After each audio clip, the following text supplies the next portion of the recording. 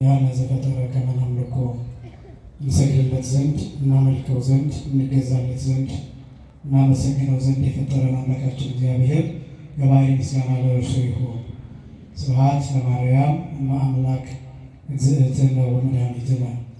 መድኃኒታችን መመኪያችን ለምትሆን ለእናታችን ለንጽሕት ቅድስት ድንግል ማርያምም የጸጋ ምስጋና ለእርሷ ይሁን። ስብሐት ለመስቀለ ክርስቶስ ዕፀ መድኃኒት ኃይልነ ወፀወንነ። ኃይላችን አምባችን መጠጊያችን ጋሻችን ለሚሆን በቀራንዮ ለተተከለ መድኃኒት ለሚባል ለክርስቶስ መስቀልም የጸጋ ምስጋና ለእርሱ ይሁን። ክቡር አባታችን መላከ ፀሐይ መምህር ቀሲስ በቀለ ተሰማ የካቴድራላችን ዋና አስተዳዳሪ፣ ክቡራን የካቴድራላችን አገልጋዮች፣ መምህራን ወንጌል፣ ሰባክያነ ወንጌል፣ ሊቃውንተ ቤተክርስቲያን ያሬዳውያን፣ ክቡራን ወንድሞች ዲያቆናት፣ ክቡራን ዘማሪያን፣ ክቡራን የእግዚአብሔር ልጆች አባቶች፣ እናቶች፣ ወንድሞችና እህቶች እንዲሁም ሕፃናት ሁላችሁም በልዑል እግዚአብሔር ስም እንደምን ዋላችሁ? እንደምን አመሻችሁ? አምላካችን እግዚአብሔር በዚህ ዕለት በዚህ ሰዓት በዚህ ቅዱስ ስፍራ ተገኝተን ቅዱስና ሕያው ዘላለማዊ የሆነውን ቃሉን እንድንሰማ ስለፈቀደልን ስሙ ለዘላለም የተመሰገነ ይሁን። የሊቃውንት አምላክ የምስጢር ባለቤት የቅዱሳን ፈጣሪ የአባቶቻችን አምላክ እግዚአብሔር በመካከላችን ተገኝቶ ምስጢርን ጥበብን እንዲገልጥልን የእርሱ ቅዱስ ፈቃድ ይሆንልን። በተከታታይነት ትምህርተ ድህነት የሚባለውን ትምህርት ነው እየተመለከትን ያለ ነው። አስተርእዮ ከሚለው ሀሳብ ተነስተን አስተርእዮ ማለት መታየት፣ መገለጥ፣ ማሳየትና መግለጥ ማለት ነው ከሚለው ሀሳብ ተነስተን ይህ አስተርእዮ የሚለው ጽንሰ ሀሳብ የወሰደን ወደ መዳን ትምህርት ነው፣ ወደ ትምህርተ ድህነት ነው የወሰደን። ከዛ ሰፊ ነገሮችን ከተመለከትን በኋላ የእኛ ድርሻ ምንድን ነው፣ የሰው ድርሻ ምንድን ነው ወደሚለው መቋጫ ሀሳብ መጥተናል። የትምህርተ ድህነት መቋጫው ሰው ምን ማድረግ አለበት የሚል ስለሆነ ይህንን ሀሳብ እያነሳን እንገኛለን። ሶስት ነገሮች ናቸው የሚያስፈልጉት ብለን እነዚህን ሶስት ነገሮችን እየተመለከትን እንገኛለን። ሰው ለመዳን አንደኛ ማመን አለበት፣ ሁለተኛ ምስጢራትን መፈጸም አለበት፣ ሶስተኛ ክርስቲያናዊ ስራ መስራት አለበት። እነዚህ ሶስት ነገሮች ናቸው ሰው ለመዳን የሚያስፈልገው ብለን እያነሳን ነው። መዳን የሚለው በተደጋጋሚ መገለጽ ስላለበት መዳን የሚለው ለቀላል ነገር የምንረዳው አይደለም። ከጉንፋን በሽታ መዳን ተብሎ እንደሚጠራው፣ ከሆነ ቁስል መዳን ተብሎ እንደሚጠራው፣ ወይም ከሆነ በሽታ ከሆነ ሕመም መፈወስ ለሆነ ሁሉ ልክ እንደዚያ ተብሎ የሚተረጎም አይደለም። ሰፊ ነው። የመዳን ዝቅተኛ ትርጉሙ ወይም ደግሞ መዳን የሚለው ቃል ዝቅተኛ ትርጉሙ አሁን የጠቀስናቸው ነገሮች ሊሆኑ ይችላሉ፣ ግን እነዚህ ትርጉሞች ዝቅተኛ ናቸው። መዳን ግን የሚባለው ጥጉ የመዳን የመጨረሻው ትርጓሜ የዘላለም ሕይወትን ማግኘት ነው፣ መውረስ ነው። መዳን የሚባለው ይሄ ሁልጊዜ ትምህርተ ድህነት ወይም የነገረ ድህነት ትምህርት የሚል ነገር ስትሰሙ ይሄ ሀሳብ በአእምሯችሁ ሊመጣ ይገባል። መዳን ማለት በኦርቶዶክሳዊት ቤተ ክርስቲያን አስተምህሮ የዘላለም ሕይወት ማግኘት፣ መንግሥተ ሰማያትን መውረስ፣ ፍጹም መሆን፣ እግዚአብሔር እንደሚወደው መኖር፣ ከሞት በኋላ ያለውን ሕይወት ማግኘት ነው። መዳን የሚባለው እሱ ነው። ለዚህ ነው ስለ መዳን ደጋግመን የምንናገር። ብዙ ጊዜም ከዚሁ ጋር ተያይዞ የሚነሳን ጥያቄ ኦርቶዶክሳውያን ድናችኋል ወይ ተብላችሁ ስትጠየቁ የምትመልሱት መልስ ምንድን ነው የሚሉ ጥያቄዎች ሁሉ ይጠየቃሉ። የእኛ መልስ ድነናል፣ እየዳንን ነው፣ እንድናለን የሚሉ መልሶችን እነዚህ ሶስት መልሶችን እንመልሳለን። ድነናል ብለን የምንናገርበት ምክንያት አምላካዊ ስራው ስለተጠናቀቀ ስለተፈጸመ ያዳንን አምላክ ስላለ አድኖናል፣ የመዳን እድል ተሰጥቶናል ስንል ድነናል ብለን እንናገራለን። አንደኛ። ሁለተኛ ድነናል ብለን ስንናገር ተጠምቀን እንዲሁም ደግሞ ስጋውን ደሙን ተቀብለን በክርስቲያናዊ ምግባር ስንኖር ድነናል ብለን እንናገራለን። ሶስተኛ ድነናል ብለን የምንናገረው ዘላለማዊ ሕይወት ያለባትን ሰማያዊቷን መንግሥት ስንወርስ ያኔ ድነናል ብለን እንናገራለን። እየዳንን ነው ብለን የምንናገርበት ምክንያት ደግሞ ለመዳን የሚያበቁንን ነገሮች እየፈጸምን በመሆኑ ምክንያት እየዳንን ነው ብለን እንናገራለን። ስንጠመቅ እየዳንን ነው፣ ስንቆርብ እየዳንን ነው፣ ስንማር እየዳንን ነው፣ ስናውቅ እየዳንን ነው፣ ቤተክርስቲያን ስንመጣ መዳናችንን እየፈጸምን ነው፣ ንስሐ ስንገባ መዳናችንን እየፈጸምን ነው። ስለዚህ የማይቋረጥ ምስጢራትን የማይቋረጡ ምግባራትን እያደረግን በሄድን ቁጥር እየዳንን ነው የሚል ቃል እናስቀምጣለን። እንድናለን የሚለውን የምንጠቀምበት ምክንያት ደግሞ መጨረሻችን የምናውቀው እኛ ሳንሆን የሚያውቀው እግዚአብሔር ነውና ያድነናል ብለን ወደፊት ምግባራትን በጎ ምግባራትን እየሰራን ስለምንቆይ እንድናለን ብለን እንናገራለን። መዳን ወደፊት ሊኖር ስለሚችል እንዲህ ከሆነ የመዳን ቀን መቼ ነው ደግሞ የሚል ጥያቄ ሊነሳ ይችላል። ሐዋርያው ቅዱስ ጳውሎስ የነቢዩ ኢሳይያስን ቃል ጠቅሶ ሁለተኛ ቆሮንቶስ ምዕራፍ 6 ከቁጥር 1 ጀምሮ የመዳን ቀን ይላል። መቼ ነው ይላል? ዛሬ ነው ይላል። እንዲያውም አሁን ነው ይላል ቅዱስ ጳውሎስ። የመዳን ቀን ዛሬ፣ የመዳን ቀን አሁን ተብሎ የሚገለጥበት ምክንያት ምንድን ነው ቢባል ይህ ትርጉም ዛሬና አሁን የሚለው ቃል መጨረሻ የሌለው ፍጻሜ የሌለው ነገም ዛሬ ታነባላችሁ፣ ከነገ ወዲያም ዛሬ ነው የሚለው። ዛሬ ስታነቡት ዛሬ ይላል፣ ትናንት ስታነቡት ዛሬ ነበር የሚለው። ስለዚህ የማይቋረጥ ዛሬ ነው።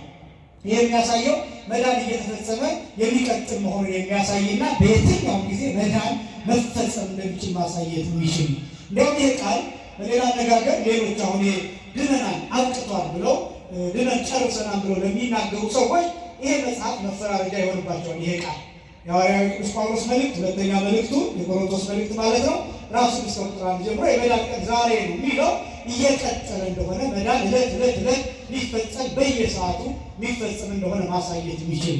ስለዚህ እኛ ድነናል እየዳንን ነው እንድናለን የሚሉ ቃላትን የምንጠቀምበት ምክንያት ይሄ። ለምንድን ነው እርግጠኞች መሆን የማንችለው ቢባል ማንም ሰው የሚሞትበትን ቀን አያውቅም።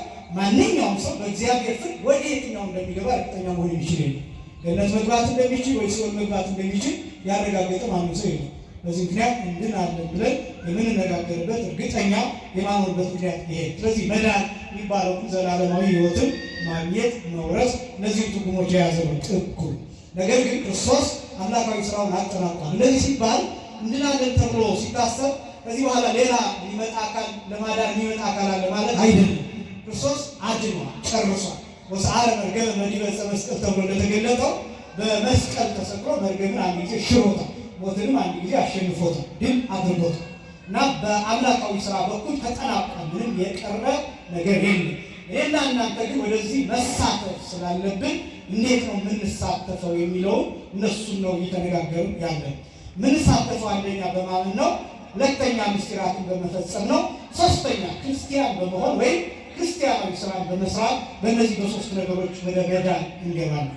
ማመን የሚለውን ሳምንት አንስተን ማመን ማለት ኢየሱስ ክርስቶስ የሕያው እግዚአብሔር ልጅ እንደሆነ ማመን ብለን አንስተን የዮሐንስ ወንጌል ምዕራፍ 6 ቁጥር 68 ላይ ያለውን ቃል የዮሐንስ ወንጌል ምዕራፍ 20 ቁጥር 31 ላይ ያለውን ቃል አንስተን ኢየሱስ ክርስቶስ የሕያው እግዚአብሔር ልጅ እንደሆነ ማመን ሕይወት እንደሚያሰጥ መዳንን እንደሚያሰጥ የሕይወት ቃል እንደሆነ መሰረቱ እንደሆነ ሳምንት በስፋት ገልጠናል። ይሄ ማለት ደግሞ በጣም ብዙ ሀሳቦችን የያዘ ነው ብለን አንስተን አንድ ሰው ሲጠመቅ እንዲያምን የሚጠበቅበት ነገር አንዱ ይሄ ማመን አለበት። ኢየሱስ ክርስቶስ የሕያው እግዚአብሔር ልጅ ነው ሲል ምን ማለት ነው?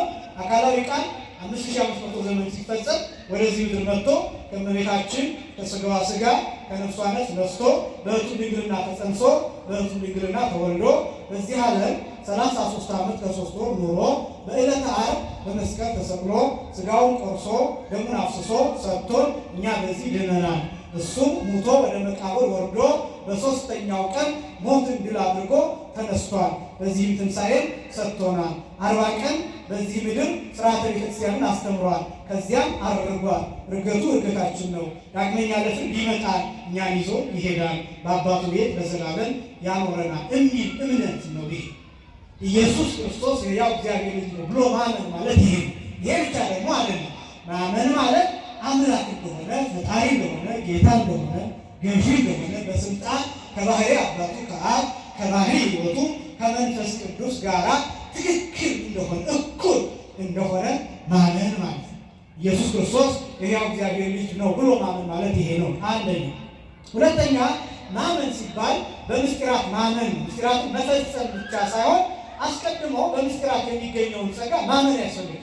ለምሳሌ በክህነት ማመን ያስፈልጋል፣ በንስሐ ማመን ያስፈልጋል፣ በሥጋው ደሙ ማመን ያስፈልጋል፣ በቤተክርስቲያን ቅድስና ማመን ያስፈልጋል፣ በፓትርያርኩ ስልጣን ማመን ያስፈልጋል፣ በሊቃነ ጳጳሳቱ ስልጣን ማመን ያስፈልጋል፣ በወንጌል ማመን ያስፈልጋል፣ በጸበል ማመን ያስፈልጋል፣ በመስቀል ኃይል ማመን ያስፈልጋል። ቤተክርስቲያኗ በምታስተምረው ትምህርትና ስርዓት ማመን ያስፈልጋል። ቤተክርስቲያኗ ይሄ ትምህርቴ ነው፣ ይሄ ስርዓቴ ነው፣ ይሄ ቀኖናዬ ነው፣ ይሄ ዶግማዬ ነው ብላ በምታስተምርበት ሁሉ ማመን ያስፈልጋል። ውሃው ሲባረክ ቅዱስ እንደሚሆን ማመን ያስፈልጋል። በእምነቱ ማመን ያስፈልጋል። በቤተክርስቲያኗ ይሄ ተራ ድንጋይ የነበረው መጥቶ ሲባረክ ቅዱስ እንደሚሆን፣ ስንሳለመው በረከት እንደሚያሰጥ ማመን ያስፈልጋል። እዚህ ቤተክርስቲያን ሕግ ውስጥ ያለው ትቢያ ማመን መፈወስ እንደሚችል ማመን ያስፈልጋል። ቤተክርስቲያን አስቀድሰን የምንቀበለው ጸበል የምንጠጣው ጸበል መፈወስ እንደሚችል ቅዱስ እንደሆነ ማመን ያስፈልጋል። ሥርዓተ ቅዳሴው ደርሶ አሐዱ አብ ቅዱስ፣ አሐዱ ወልድ ቅዱስ፣ አሐዱ ውእቱ መንፈስ ቅዱስ ተብሎ ሲባረክ ውሃው በቀጥታ ተለውጦ ከጌታ ጎን የሚፈስ ቅዱስ ውሃ ልጅነትን የሚያሰጥ እንደሚሆን ማመን ያስፈልጋል። ይህ ነው ማመን የሚባለው። ይሄ በአጠቃላይ በቤተክርስቲያን የሚከናወነው ክንውን ምስጢር፣ እነዚህን ማመንና መቀበል ያስፈልጋል። ማመን ማለት ብዙ ጊዜ የሚገልጠው አክሴፕታንስ ማለት ዲግሪ ነው። በምን ያህል መጠን የምንቀበልበት መጠን እሱ ነው እምነት ተብሎ የሚጠራው እሱ ነው። ከሃይማኖት የሚለይበት ነጥብ ይሄ። ሁላችንም ሃይማኖት አለ። ለምሳሌ አንድ ሰው ሃይማኖት ምንድን ነው ተብሎ ቢጠየቅ ኦርቶዶክስ ተዋህዶ ብሎ ይመልሳል። እምነትስ ምን አይነት ነው ተብሎ ቢጠየቅ ይሄን ማስቀመጥ ይገባል። እምነት የሚለካው በእግዚአብሔር ብቻ ነው። ከዚህ በፊት በምሳሌ እንደነገርኳችሁ ልክ እንደ ቴርሞሜትር፣ ልክ እንደ ሙቀት መለኪያ፣ ልክ እንደዛ እምነት ይለካል። ፐርሰንቴጅ አለ፣ ስሌት አለ። 20%፣ 25%፣ 30፣ 50፣ 70፣ 100% ይሆናል። በዚህ ምድር ላይ ፍጹም አማኝ ሆና የተገኘችው እመቤታችን ቅድስት ድንግል ማርያም ብቻ ነው። የእመቤታችን አማላጅነት ከሁላችን ጋር ይሁን። ይህም በመጽሐፍ ቅዱስ እንደተረጋገጠው የሉቃስ ወንጌል ምዕራፍ 1 ቁጥር 45 ላይ ያመነች ምንድን ናት? ብፅዕት ተብሎ የተገለጠው የሉቃስ ወንጌል ምዕራፍ 1 ቁጥር 45 በቅድስት ኤልሳቤጥ የተገለጠው ይሄ ያመነች ብፅዕት ተብላ የተጠራችው እመቤታችን ቅድስት ድንግል ማርያም ብቻ ነው። ያመነችው ደግሞ በሕቱ ድንግልና ጸንሳ በሕቱ ድንግልና ያለ ወንድ ዘር ሰማይና ምድር የማይወስኑትን አምላክ ጸንሳ እንደምትወልድ ያመነችው። ይሄን እምነት ማንም አላመነውም፣ ለማንም አልተነገረም። እመቤታችን ብቻ የምትገለጥበት ነው። ቅዱስ ቄርሎስ ሲናገር ወኮነት መራሒተ ለሃይማኖት አባይ ይላታል። እመቤታችንን በትልቁ ሃይማኖት መሪ ሆነች፣ መንገድ ጠራጊ ሆነች ብሎ ይጠራታል። እና 100% ፍጽምት ተብላ ከፍጡራን ወገን የምትጠራው እመቤታችን ብቻ ነው። ማመን የሚባለው በተለያየ ቃል የሚገለጥበት ምክንያት ነው። ስለዚህ ማመን ሲባል ይህን የሚያሳይ። ሁለተኛ ምስጢራትን መፈጸም ብለን ምስጢራት በአጠቃላይ እንደ ምስጢራተ ቤተክርስቲያን ስንመለከተው 7 ምስጢራተ ቤተክርስቲያን ተብለው የሚጠሩ አሉ። እንደ ትምህርት ደግሞ ስንወስደው 5 አዕማደ ምስጢራት ተብለው የሚጠሩ ትምህርቶች አሉ። ምስጢረ ሥላሴ አንደኛ፣ ሁለተኛ ምስጢረ ሥጋዌ፣ ሶስተኛ ምስጢረ ጥምቀት፣ አራተኛ ምስጢረ ቁርባን፣ አምስተኛ ምስጢረ ትንሣኤ ሙታን የሚባሉ እነዚህ 5 የምስጢራት አዕማድ ተብለው የሚጠሩ አሉ። አንድ ሰው መጀመሪያ ወደ ሃይማኖት ሲመጣ ወይ ደግሞ ወደ ኦርቶዶክሳዊ ሃይማኖት ሲመጣ እነዚህን እንዲማር ይታዘዛል። አባቶቻችን ሐዋርያት በዲድስቅልያ እንደገለጹት 3 ዓመት ከፍተኛው 3 ዓመት እንዲማር ይታዘዛል። እንደየአእምሮ ስፋት እንደ እውቀቱ መጠን ግን ከዚያ በታች በሆነ መልክ ልጠመቅ ብሎ አምኖ ሲመሰክር ያን ጊዜ እንዲጠመቅ ይደረጋል። እነዚህ 5ቱ የምስጢራት አዕማድ ተብለው የሚጠሩት ሌላ ከነዚህ ውጭ ሌላ ምስጢር የለም። ሌላው ሁሉ በእነዚህ ውስጥ የተከተለ ነው። እንዲያውም እነዚህ 5ቱ አዕማደ ምስጢር ራሱ ኮምፕረስ ሲደረጉ ሲጨመቁ ምስጢረ ሥላሴ፣ ሌሎቹ ምስጢራት የምስጢረ ሥላሴ ውላጆች ናቸው። ይህ ማለት ምስጢረ ጥምቀትን፣ ምስጢረ ቁርባንን፣ ምስጢረ ትንሣኤ ሙታንን፣ ምስጢረ ሥጋዌ ከምስጢረ ሥላሴ የተገኙ ምስጢራት ናቸው። እነዚህ በጣም እንደው እያረቀቃችሁ ስትመለከቷቸው ከበድ ሊሏችሁ ይችላሉ እንጂ እጅግ በጣም አስደናቂ ነው። ለምሳሌ ምስጢረ ሥጋዌ ማለት የጌታ ሰው መሆን ምስጢር ማለት ነው። ምስጢረ ጥምቀት ማለት ጌታ ተጠመቀ እኛን ተጠመቁ አለን፣ ልጅነት የምናገኝበት ምስጢር ነው። ምስጢረ ቁርባን ማለት ጌታ ሥጋውን ደሙን ሰጥቶን የምንቀበልበት ምስጢር ነው። ምስጢረ ትንሣኤ ሙታን ማለት ስጋውን ደግሞ ከተቀበልን በኋላ በክርስቲያናዊ ምግባር ጸንተን ስንኖር የምንነሳበት የክብር ትንሣኤ ነው። ምስጢረ ትንሣኤ ሙታን ይባላል። እነዚህ በማን የተሰሩ ናቸው ሲባል በሶስቱ አካላት የተሰሩ ናቸው። ይህ ማለት ማለት ነው በአብ በወልድ በመንፈስ ቅዱስ የተሰሩ ናቸው። ለምሳሌ ምስጢረ ሥጋዌ ሰው የመሆን ምስጢር ሲባል ሰው የሆነው ማን ነው ሲባል ወልድ ነው። ግን የማን ፈቃድ ነው ሲባል የአብ ፈቃድ፣ ከዚያስ የራሱ የወልድ ፈቃድ፣ ከዚያስ የመንፈስ ቅዱስ ፈቃድ። ለዚህ ነው ቅዱስ ኤፍሬም ሲናገር በማክሰኞ ውዳሴ ማርያም እስመ በፈቃዱ ወበስምረተ አቡሁ ወመንፈስ ቅዱስ መጽአ ወአድኀነነ፣ አባቱ ፈቃድ በእርሱ ፈቃድ በመንፈስ ቅዱስ ፈቃድ መጥቶ ሰው ሆኖ አዳነ ተብሎ የሚገለጡ ለዚህ። ስለዚህ ምን ማለት ነው? ምስጢረ ሥጋዌ የአብ ፈቃድ ነው፣ የወልድ ፈቃድ ነው፣ የመንፈስ ቅዱስ ፈቃድ ነው። ከዚያ ደግሞ በተግባር በወልድ በኩል የተገለጠ። ምስጢረ ጥምቀትን ደግሞ ስትመለከቱ የመሰረተልን ማን ሲባል እግዚአብሔር ወልድ ነው። ግን የማን ፈቃድ ነው? የአብ ፈቃድ ነው። ከዚያስ የራሱ የወልድ ፈቃድ ነው። ከዚያስ የመንፈስ ቅዱስን ፈቃድ ምስጢረ ጥምቀት። ከዚያስ ቀጥሎ ምስጢረ ቁርባንን ብትመለከቱ የምንቀበለው የአብን ሥጋ አይደለም፣ የምንቀበለው የመንፈስ ቅዱስን ሥጋ አይደለም፣ የምንቀበለው የወልድን ሥጋ ደም የምንበላው ምን። ግን ይህ ቢሆን የማን ፈቃድ ነው? የአብ ፈቃድ። የማን ፈቃድ ነው? የወልድ ፈቃድ። ሌላ የመንፈስ ቅዱስ ፈቃድ፣ የሦስቱን ፈቃድ። ይሄ ብቻም አይደለም።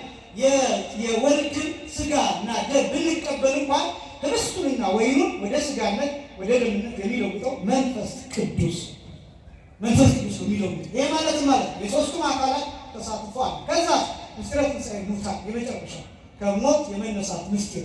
ይሄ በማን ይፈጸማል ቢባል በመንፈስ ቅዱስ ሕይወትነት የሚፈጸመው ትንሣኤ ቢባል ይሄ ማለት የዘላለም ሕይወትን ነው ገንዘብ አድርገን የምንነሳው።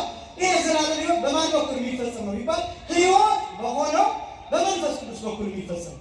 አንድ ሊቅ ቅዱስ ዲዮናስዮስ ተብሎ የሚጠራ ሊቅ ምን ይላል? ሃይማኖት ይላል እንተ እምኀበ አብ ተወጥነ ወኀበ ወልድ ታበጽሕ ወበኀበ መንፈስ ቅዱስ ትትፌጸም። ሃይማኖት የሚባለው አጠቃላይ በአብ ይጀመራል፣ ወደ ወልድ ያደርሳል፣ በመንፈስ ቅዱስ ይታተማል። ሃይማኖት የሚባለው ይሄ በአብ ይጀመራል ማለት ነው ቢባል የወልድ አባት አብ ነው፣ ከዚህ እንጀምራለን። እነዚህ ሲባል ግን አብና ወልድ ይበላለጣሉ ማለት አይደለም። ከዛ ወዴት ያደርሳል?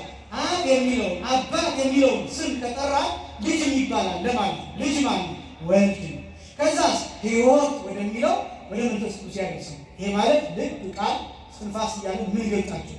ስለዚህ እነዚህ ሁሉ ምስጢራት የሚታተሙት መጨረሻ በምንድን ነው ቢባል በሱታፌ ሥላሴ የሚፈጸም ማለት እኛ ከሙታን ተለይተን ስንነሳ ከሥላሴ ጋር እንተባበራለን፣ በጸጋ ማለት እንሆናለን፣ እንደ መላእክት እያመሰገንን እንኖራለን። ያንን ሕይወት ለማግኘት ነው እነዚህ ምስጢራት የሚፈጽማቸው። ስለዚህ ምስጢራት ሁሉ በምስጢረ ሥላሴ የተከተቱ ናቸው። ሌሎች ምስጢራት እነዚህን ማወቅ የሚገባው ለዛ ነው አምስቱን ሃይማኖት ምስጢር እነዚህ የምናውቃቸው የምንማራቸው ናቸው። ከዚያ ቀጥሎ ደግሞ ክርስቲያኖች የሚፈጽሟቸው 7 የሚባሉ ምስጢራተ ቤተክርስቲያን አለ። አንደኛ ምስጢረ ጥምቀት አለ፣ ሁለተኛ ምስጢረ ሜሮን አለ፣ ሶስተኛ ምስጢረ ቁርባን አለ፣ አራተኛ ምስጢረ ክህነት አለ፣ አምስተኛ ምስጢረ ተክሊል አለ፣ ስድስተኛ ምስጢረ ተክሊል አለ፣ ሰባተኛ ምስጢረ ቀንዲል። እነዚህ 7 ምስጢራት ተብሎ የሚጠሩ አሉ። እነዚህ 7ቱ ምስጢራት ሁላችንም የምንፈጽማቸው ሊሆኑ ይችላል። ለምሳሌ ክህነት፣ ተክሊል እነዚህ የተወሰኑ ሰዎች የሚፈጽሟቸው ናቸው። ክህነት የተወሰኑ ሰዎች የተሰጠ ጸጋ ነው። ተክሊልም እንደየሁኔታው እንደየአቅሙ ስለሆነ የሚወጡ ሰዎች ድንግልናቸውን ያጡ ሰዎች በተለያየ ምክንያት በቅዱስ ቁርባን እንዲፈጽሙ ይደረጋል። ስለዚህ ተክሊል ለሁሉም የተሰራ ቢሆኑም ሁሉም ግን ሊያደርገው አይችሉም በተለያየ ምክንያት። እነዚህ 7 ግን የሚባሉ ምስጢራተ ቤተክርስቲያን እነዚህ ናቸው። ከእነዚህ ውስጥ ግዴታ ግን ለሁሉም የተሰጡ ምስጢራት 3 ምስጢራት ናቸው። አንደኛው ምስጢረ ጥምቀት፣ ሁለተኛው ምስጢረ ቁርባን፣ ሶስተኛው ምስጢረ ንስሐ።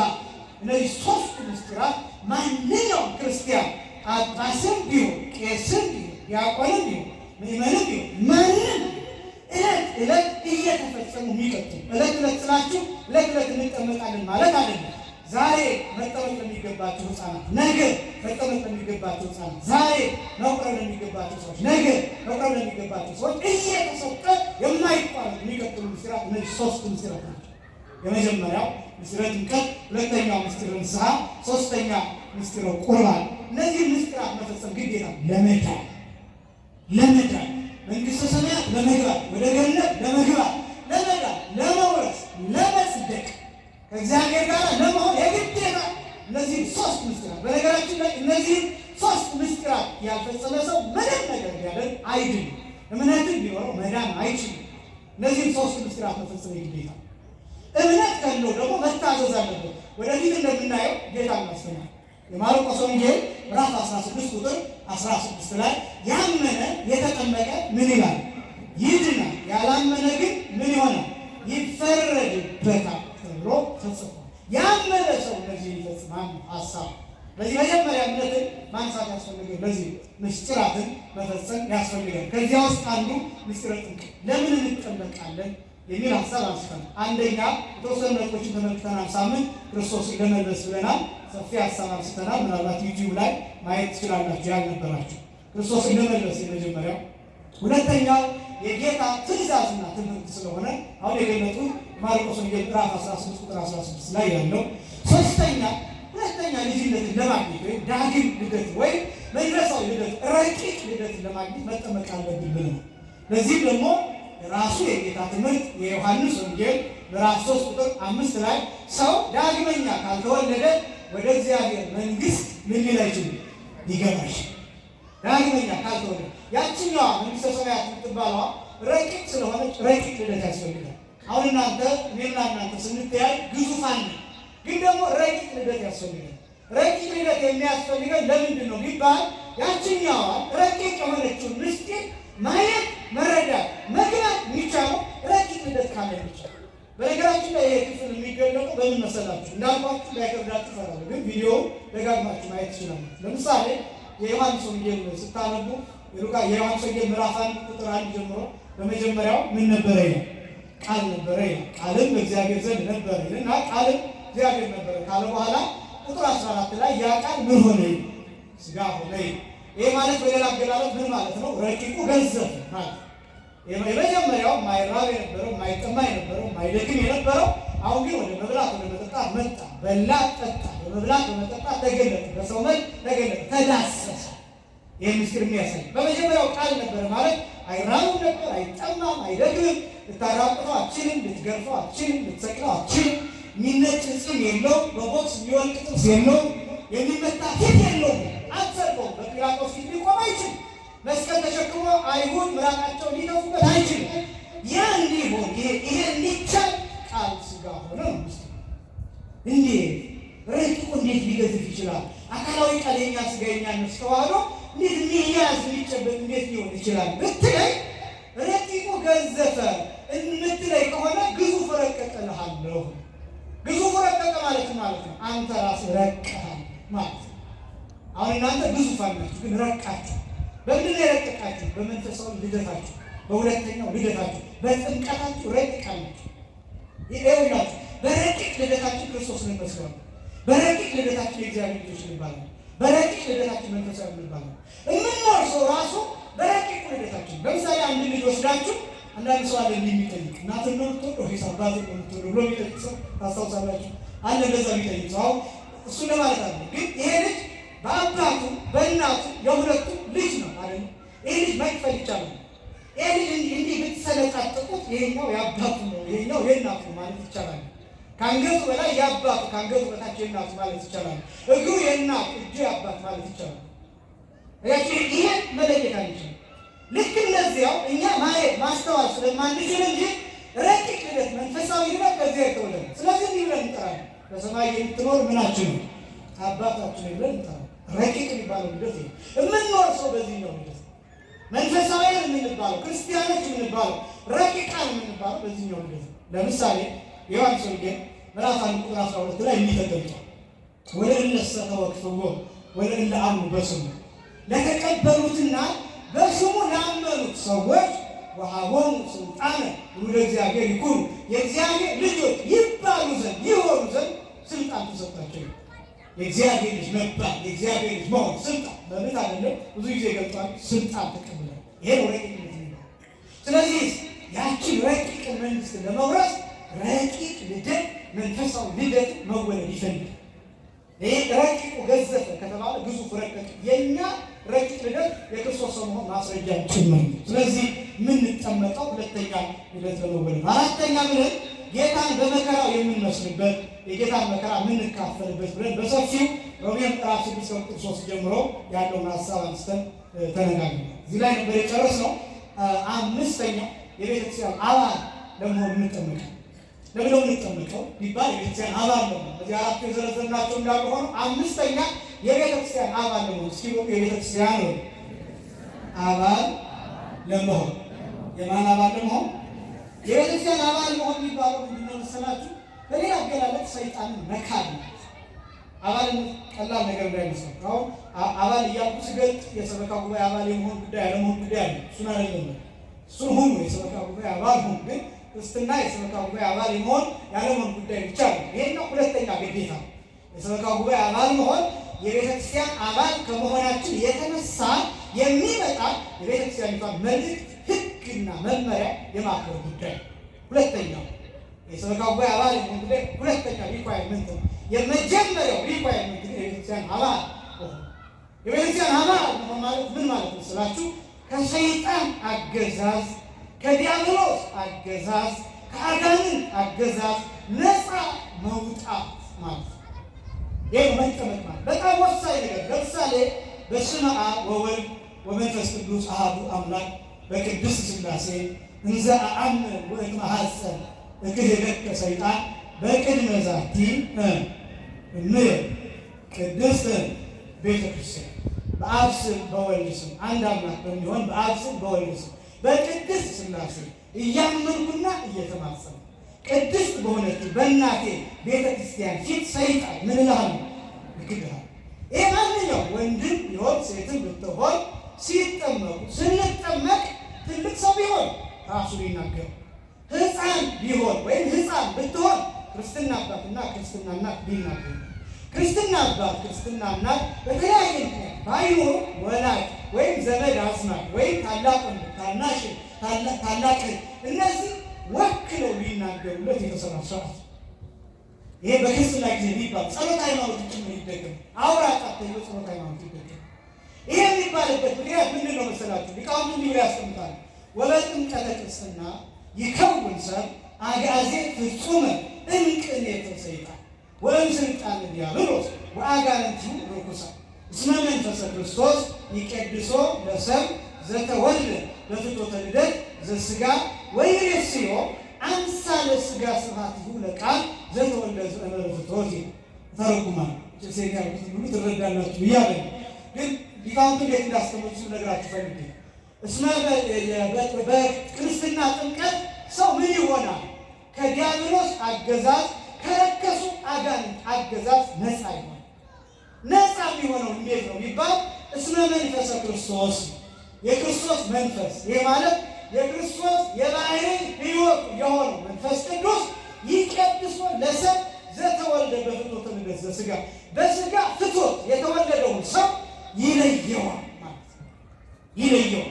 ልክ ስንጠመቅ መንፈስ ቅዱስን ገንዘብ እናደርጋለን በጸጋ፣ ሕይወትነቱን ገንዘብ እናደርጋለን በጸጋ፣ ስልጣኑን ገንዘብ እናደርጋለን በጸጋ። ምክንያቱም ብዙ ጊዜ እንደምለው የጸጋ አማልክት ተብለን ስለምንጠራ ሱታፌ ይኖረናል፣ ህብረት ይኖረናል። የመጀመሪያው ውስጥ የሚያሳይ ይሄ ወይሬስዮ ለይቶ ምንድን ነው የሚያደርገው? አንጽቶ ምንድን ነው የሚያደርገው? ቀድሶ ምንድን ነው የሚያደርገው? አክብሮ ምንድን ነው የሚያደርገው ቢባል ወይሬስዮ አምሳለ ሥጋ ስብሐቲሁ ለቃል ዘተወልደ በፍትወት ያለ ሩካቤ የተወለደውን የአካላዊ ቃልን በሥጋ ልደት እሱን ልደት አስመስሎ ይሰራዋል። ልደታችን የክርስቶስ ልደት ነው። ልክ ክርስቶስ ከእመቤታችን ያለ ወንድ ዘር በእቱ ድንግልና ተጸንሶ በእቱ ድንግልና እንደተወለደ እኛ ከአብ ከመንፈስ ቅዱስ ያለ ወንድ ዘር እንወለዳለን።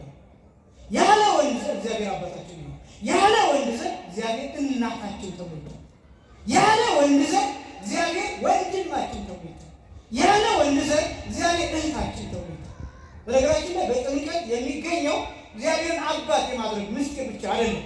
የባልና የሚስትነት ፍቅር፣ የወንድምና የእህት ፍቅር፣ የባልንጀርነት ፍቅር፣ እነዚህ ፍቅሮች ናቸው የሚፈጸሙት በምስጢረ ጥምቀት። በጣም አስደናቂ። ለምሳሌ በመጽሐፍ እግዚአብሔር እንደ አባት የተገለጠበት ጊዜ አለ፣ እግዚአብሔር እንደ እናት የተገለጠበት ጊዜ አለ። ዳው ሊቃውንቱ አንተ አቡነ ወአንተ እምነ ይሉታል። እግዚአብሔርን አንተ አባታችን ነህ፣ አንተ እናታችን ነህ ብለው ይገልጡታል። ይሄ ብቻ ማለት ነው። እግዚአብሔር ወንድማችን ተብሎ ተገልጧል። ክርስቶስ ለምሳሌ የልበ አምላክ ዳዊት መዝሙር 21 ላይ እንደገለጠው እነግሮም ስመከ ለአኀዊየ ስምህን ለወንድሞች እነግራቸዋለሁ። ስምህን ማለት ማለት አብ የሚለው ስም አብ ማለት ማለት አባት የሚለው ስም ይሄን ስም ለኛ ነው። ሶስት አባት ለኛ። ለዚህ ነው በተነሳበት ጊዜ ዮሐንስ ወንጌል ምዕራፍ 20 ቁጥር 17 ላይ እንደተገለጠው ለማርያም መግደላዊት ሁሪ በልዮም ለአኀዊየ ሂጂና ለወንድሞቼ ንገሪያቸው ይላል። ሂጂና ለምኖቼ ንገሪያቸው ለወንድሞቼ። ይህንን ቃል ከዛ በፊት አልተጠቀመም። የሚገርመው ከትንሣኤው በፊት ይህንን ቃል አልተጠቀመም ጌታ።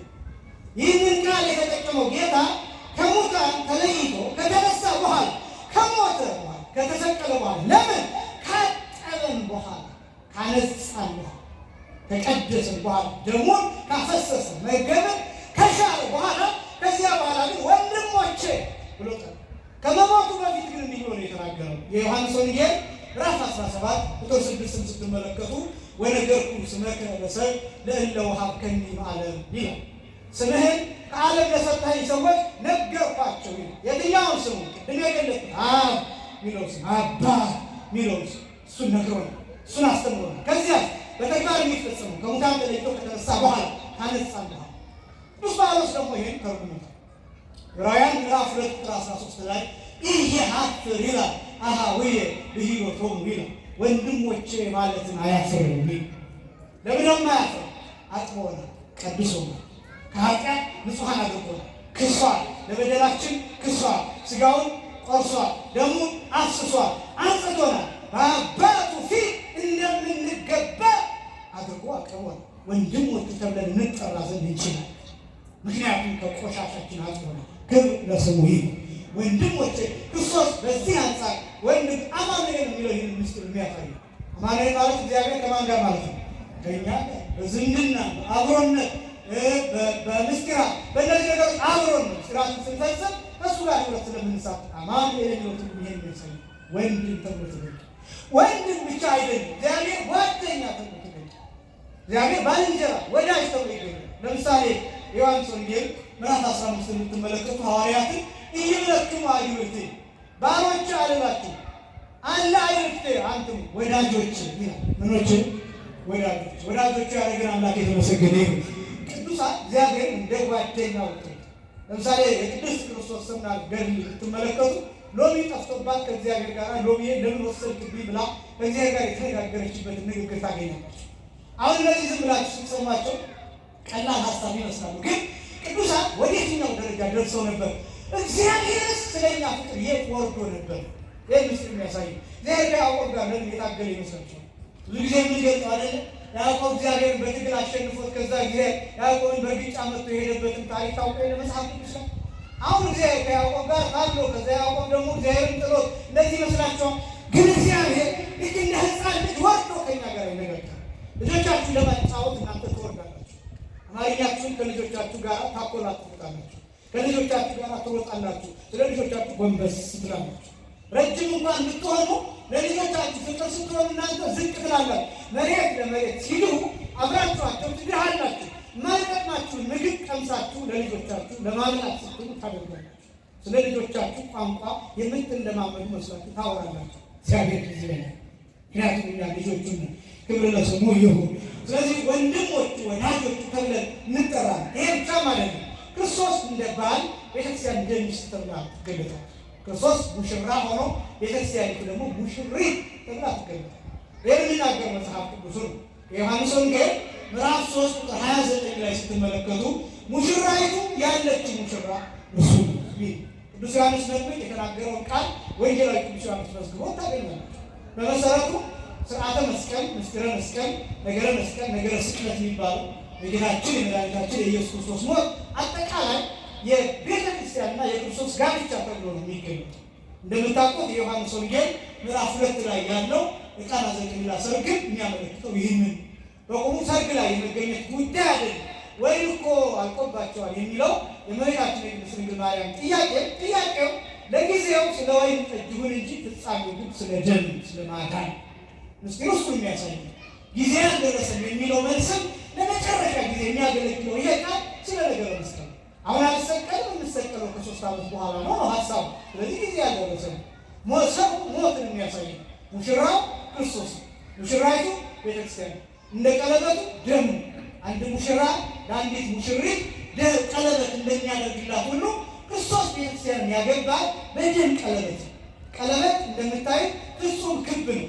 ያ ክብነቱ ፍጹምነቱን የደሙን የማዳን ኃይሉን አቅሞ ፍጹም መሆኑን የሚያሳይ ፍጹም ማዳን ያለው ፍጹም ኃይል ያለው መሆኑን የሚያሳይ ሙሽራ ለሙሽራ የተገባላትን ቃል በተለያየ ምክንያት ሊሽር ይችላል። ክርስቶስ ግን ሙሽራነቱን ፍቅሩን አይሽርም፣ አያጥፍም።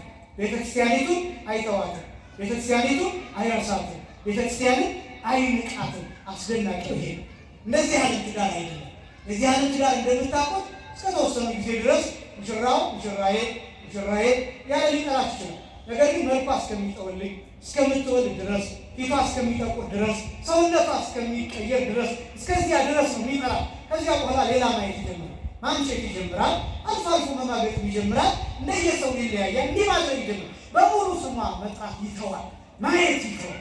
ስለዚህ መሰለቻቸት ይመጣል። ትጠወልግበታለች፣ ትጠቁርበታለች፣ ትከሳበታለች እና መልኳ ሊረሳ የድሮ ፍቅራቸውን ይተዋል። ሴቷም ከሆኑ ጊዜያት በኋላ ባሏን መርሳት ትጀምራል። ይቆሰምንባታል፣ ይከሳባታል፣ ይጎልጥባታል፣ ይሟሟባታል። የቀድሞውን ወንዳ ወንድነቱ ቁመና እሱ መርሳት ትጀምርና ሌላ ሰው ማንነት ትጀምራል። በሙሉ ስሙ መጥራት ትታ ማየት ሁሉ ትጸየፋል። የዚህ ዓለም ትዳር የዚህ ዓለም ፍቅር የሚባለው ይሄ። ክርስቶስ ግን ቤተክርስቲያኒቱን አይተዋት፣ አትጠወልግበትም፣ አትጠቁርበትም፣ አትከሳበትም። ኃጢአት እየሰራች እንኳን አይማግጥባትም። ቤተክርስቲያኒቱ ምላችሁ እንደ ግለሰብ ሲተረጎም እንደኛ እኛ እየማገጥን እንኳን በክርስቶስ ላይ እሱ ግን አይማግጥም። አለመማገጥ ብቻ ነው የሚያስደንቀው፣ ይጠብቀናል። ሙሽራህን ትወዳታለህ ወይ ተብሎ ቢጠየቅ ክርስቶስ አዎ እወዳታለሁ ነው መልሱ። እሷ እኮ እየማገጠች ነው፣ እሷ እኮ እያመነዘረች ነው ቢባል ምን እንደሚላት ታውቃላችሁ? እጠብቃታለሁ ነው የሚለው። ምክንያቱም ፍቅሩ ፍጹም። አሁንም ክርስቶስ እኛን የሚያየን ቤተክርስቲያኒቱን የሚያያል ቀራንዮ ላይ ተሰቅሎ ባያት መልክ ነው የሚያያል። ምክንያቱም አትጠቁርበትም፣ ምክንያቱም አትከሳበትም፣ ምክንያቱም አትጠወልግበትም፣ ምክንያቱም ወረተኛ አይደለም፣ ምክንያቱም ይወዳታል። ማረጋገጫው ሞቶናት በደም ኪዳን አግብቷታል፣ በደም ቀለበት ጠልፏታል፣ ሙሽራው አድርጓታል። የሾህ አክሊል ደፍቶ ቤተክርስቲያኒቱ ሙሽራ አድርጓታል። ተራቁቶ አልብሷታል፣ ተጠምቶ አጠጥቷታል፣ ተርቦ አብልቷታል። መስቀል ላይ ሁሉም ነገር አድርጎላታል። ከቤተክርስቲያኒቱ የሚጠበቀው ምን እንደሆነ ታውቃላችሁ? ነጭ ለብሳ መቅረብ ብቻ። ነጭ ልብስ እየሰጣት እሱ ገዝታ ልብስ ገዝተን አይደለም የምንለብሰው፣ ተሰጥቶን። ማያድፍ ልብስ፣ ማይቆሽሽ ልብስ ተሰጥቶን። ልጅነታችን ልብስ ነው፣ ስጋው ደግሞ ልብስ ነው፣ ቤተክርስቲያን ልብስ ናት፣ አገልግሎቱ ልብስ ነው፣ መስክራቱ ልብስ ናቸው፣ ቃለ እግዚአብሔር ልብስ ነው፣ ወንጌል ቀሚስ ነው። በማንኛውም ጊዜ አንስተን ምትለብሰው አቧራ ማይነካ ማይቆሽሽ አፈር ማይነካ የዚህ አይነት ቆሻሻ ማያቆሽሸው ንጹህ ሁልጊዜ የሚያበራ ማብራቱ ማይደበዝዝ ልብስ የተሰጠን እሱን ለብሰን መቅረብ ብቻ። ስንቆርብ የምናደርገው እሱ አንድ ሰው ሲቆርብ ስጋውን ደግሞ ከተቀበለ በኋላ የለበሰውን ልብስ ለብሶ ከሌላ ነገር ጋር እንዳይነካካ ረፍት አድርጎ እንዲሁ የሚደረግበት ምክንያት ይሄ። ረፊ የተባለችው ሙሽራት ቤተክርስቲያን የተባለችው ረፊና ብይ፣ ረፊና ጠጭ፣ ከኃጢአት ንጹህ ሆነሽ ነጭ ለብሰሽ ንግሥት ሆነሽ ዋይ የተባለች ቤተክርስቲያን ምንም ከኛ የሚጠበቅ የተለየ ነገር። ስለዚህ ክርስቶስ ባል ተብሎ ይጠራል፣ ሙሽራ ተብሎ ይጠራል። አያችሁ፣ በዚህ ፍቅር ተሳስረናል። ይሄ ነው ጥምቀት የሚባለው። እነዚህ ምስጢራት የሚፈጸሙበት ነው። ጥምቀት በሶስት ነገሮች ይጠመቃል። ለምሳሌ ይፈጸማል በገንዳ ሲፈጸም ወይ ደግሞ ገንዳ ላይ ባለው ውሃ በዚያ ሲፈጸም የሚጠመቀው ሰው ብቅ ጥልቅ እየተደረገ 3 ጊዜ እንዲገባ 3 ጊዜ ሊወጣ ይደረጋል። እነዚህ ምስጢራት ደግሞ የሚያሳዩ የጌታችን የመድኃኒታችን የኢየሱስ ክርስቶስ ሞቱና ትንሣኤው፣ ከዛ ደግሞ 40 ቀን በዚህ ምድር መቆየቱና ከዛ እርገቱ፣ ከዛ ዳግም መምጣቱንና ከዛ እርገቱን እኛን ይዞ ማረጉ መጨረሻው። እነዚህ ምስጢራት የሚያሳዩ በዚህ የምትገረሙት ምንድን ነው መሰላችሁ? አባቶቻችን በአንዲት ትንሽ በሆነች ገንዳ ቅዱስ ውሃ እንዴት አድርገው ምስጢራት እንደሚሰብኩበት ትመለከታላችሁ። የአባቶቻችን በረከት በሁላችን ላይ ይደረድር። የመጀመሪያ አንድ ተጠማቂ ልክ ወደ ውሃ ወደ ቅዱስ ውሃ ሲገባ የክርስቶስ ወደ መቃብር መውረድ ያሳይ። ከውሃው ሲወጣ ከተቀደሰው ውሃ ሲወጣ የክርስቶስን ከመቃብር መነሳት ያሳይ። እንደገና ተመልሶ ወደ ውሃው ሲገባ ክርስቶስ ክርስቶስ ከተነሳ በኋላ በዚህ ምድር 40 ቀን መቆየቱን ያሳያል። በዚህ ምድር መቆየቱን ያሳያል። ከዛ ከገባበት ሲወጣ ክርስቶስ 40 ቀን ቆይቶ በዚህ ምድር ከዛ ወደ ሰማይ ማድረጉ ያሳያል። ከዛ እንደገና መልሶ መግባቱ ክርስቶስ ተመልሶ መምጣቱ ለፍርድ መምጣቱ ያሳያል። ከዛ ይሄ የገባው ሰው መውጣቱ ክርስቶስ እኛ ይዞ ወደ መንግሥተ ሰማያት ነው የአባቴ ቡሩካን ብሎ ይዞ መሄዱ ያን ምስል ያሳያል። በአንድ ገንዳ ቅዱስ ውሃ ክርስቶስ እንዲህ ይሰበካል። ጥምቀት የሚባለው እነዚህ ምስጢራት ያሳያል። እነዚህ ምስጢራት ይሰበኩበታል። ይሄ ነው የምንጠመቀው የቤተ ክርስቲያን አባል ለመሆን ነው። እነዚህ ነገሮች ሁሉ የቤተክርስቲያን አባልነት ውጤቶች ናቸው እንድታውቁት። እናንተ ቤተክርስቲያን የውጭ ሰዎች አይደላችሁ፣ አባል የቤተክርስቲያን የውጭ አካላት አይደላችሁ፣ አባል በቤተክርስቲያን ጉዳይ በማንኛውም ጉዳይ ይመለከታችኋል እያልኩ የምገልጸው ለዚህ አባል ነኝ በል፣ አባል ነኝ በይ። በቤተ ክርስቲያን የትኛውም አይነት የሚፈጸመውን ነገር የማግኘት መብት አላችሁ። ምክንያቱም አባል ቤተክርስቲያን አባላት ነው። ከዲያብሎስ ወጥታችኋል፣ ዓለምን ክዳችኋል፣ ዲያብሎስን ክዳችኋል፣ የሰይጣንን አገዛዝ ክዳችኋል፣ ነፃ ወጥታችኋል። የታወቀ የተመዘገበ ስም አላችሁ። እሱስ ምንድን ነው? የቤተክርስቲያን አባል ነው። ሌላ አንድ ጥቅስ ብቻ ላሳይና ወደሚቀጥለው ክፍል ልሂድ። የሉቃስ ወንጌል ምዕራፍ 10 ቁጥር 20 ላይ የምናገኘው አንድ ቃል ጌታ እንደው ደቀ መዛሙርቱን ልኳቸው 70 ደቀ መዛሙርት 72 ደቀ መዛሙርት ልኳቸው ሂደው አጋንንትን በክርስቶስ ስም አውጥተው መጡ። በኢየሱስ ስም እያሉ ሲናገሩ ጋኔኑ ይወጣ ነበርና መናፍስት ርኩሳን ሲገዙላቸው በጣም ደስ ብሏቸው ወደ ጌታችን ወደ መድኃኒታችን ወደ ኢየሱስ ክርስቶስ መጡ እና ምን አሉት? ጌታ አጋንንት ገረሩ ለነ በስምከ፣ አጋንንት በስምህ ተገዙልን አሉት። አሁን ልብ በሉ፣ አጋንንት በስምህ ተገዙልን። በጣም ደስ ምክንያቱም በዛ ወቅት ይሄ የዓለም ችግር ነው፣ ትልቅ ችግር። ይህ ችግር መፍታት ቀላል ነገር አለ። በዘመኑ የነበረው ሰው አብዛኛው በመናፍስት የተያዘ በአጋንንት እግር የሚጠቃጠቅ የነበረ ህዝብ እና ለዛ ህዝባቸው ደረስንለት ብለው በጣም ደስ ብሏቸው እየተሯሯጡ መጥተው ለጌታ ይህን ሲነግሩት የመለሰላቸው መልስ ግን ሌላ። በዚህ የተፈስሩ አለች፣ በዚህ ደስ አይበላችሁ አለች። አያቸው አጋንንትን ማውጣት አይደለም ጉዳዩ። ጉዳዩ ምንድነው? አጋንንት ካንተ ወጥተዋል ወይ? አጋንንት ያለባቸው ሰዎች አጋንንት ሊያወጡ ይችላሉ። በተለያየ ምክንያት ገቢረ ተአምራት የሚባለው ተአምራት ማድረግ የሚባለው አማኝ ስለሆንክ ብቻ የሚፈጸም ላይሆን ይችላል። የበቃ ስለሆንክ ቅዱስ ስለሆንክ ብቻ የሚፈጸም ላይሆን ይችላል። ገቢረ ተአምራት አንዳንድ ጊዜ ይውላችሁ በድንጋይ ገቢረ ተአምራት ይደረጋል፣ በእጽዋት ገቢረ ተአምራት ይደረጋል። አህያ ተናግራለች። ያቺ አህያ የተናገረችው ተአምር የታየባት ተአምር ግን ገነት አትገባም፣ መንግሥተ ሰማያትም አይገባም።